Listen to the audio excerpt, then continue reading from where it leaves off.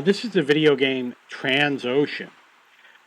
This is the original version. There is a second version called Transocean 2 Rivals.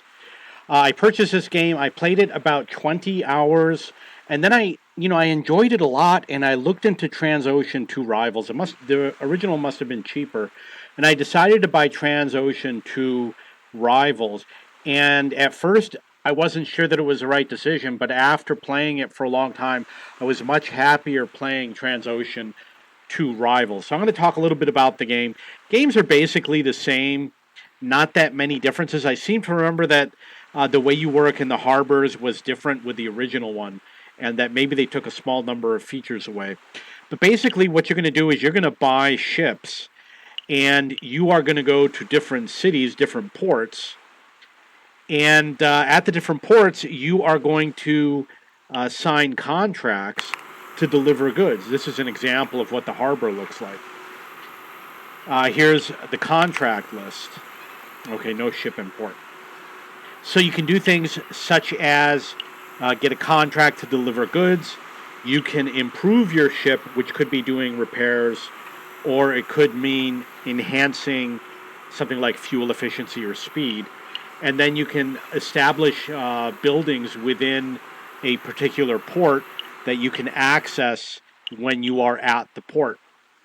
You can buy ships. As far as I know, you can buy as many ships as you want. There's different levels of ships, different sizes, and it is based on real cargo ships. For example, you have the Panama. I don't know what they call them. They have like Supermax or something like that. And they have ships that can remove their own cargo, and they have ports that either not every ship can use every port. Some ports are too small. You got a lot of decision making. Most of the gameplay is going to be in the is this the Adriatic? It's got to be the Adriatic. I don't remember. And the Gulf of the Red Sea and the Indian Ocean. This is where you're going to get a lot of good contracts going back and forth. Not so much Africa, and going back and forth to America. You're going to avoid contracts like that for different reasons that you'll understand when you start playing the game. It's just easier to sail through here, especially considering the type of ships you have. I really did enjoy this game, but my advice is get Transocean 2, even if it costs you a little bit more. What is the value of this game? Don't spend $20 on this game.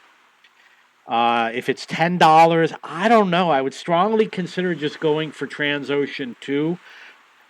Maybe if you want just a cheap game for $5, yeah, definitely do it. The other thing is, because it's a turn-based game, the more ships you have, the time starts to slow down, because you have to go. If you have 100 ships, you got to go through all your ships on all your turns, deciding what they're going to do. It's not exactly true, but it takes a lot as you play, and as you get more ships, the game gets slower and slower and slower. It has nothing to do with the processing speed of your computer. It has to do with the fact you have to go through all the menus and sign all the contracts and cast off all the ships and do all the repairs. It gets to be a little bit tedious. There's other games that are similar, such as the Patrician, Anno, Dawn of Discovery. They're sea-based trading games. I kind of like this one more. Transocean 2, I'm talking about. There were some trading games that I really liked, but I don't remember the names of all the games, unfortunately. But I would definitely consider this before Anno, Dawn of Discovery, or the Patrician. I would definitely go for Transocean 2. It's an easy game to play. You're probably going to turn a profit, even if you're not a great player. It's a type of game where the first game you play, you're not going to keep on starting over because you don't know what you're doing. It works out pretty well. It's pretty easy to be profitable, but there is a lot of decision making. There's obviously going to be cargo that has greater value and routes that are easier, etc. Okay, and this is a game that you can just leave it alone and walk away, because the game does not run by itself until it goes bankrupt. There's going to be something that's going to happen. Either you're going to have to wait to take a turn, or the game is going to prompt you on what to do. So you don't have to worry that you fall asleep and you wake up in the morning and you're bankrupt. If you have any questions or comments, please post below.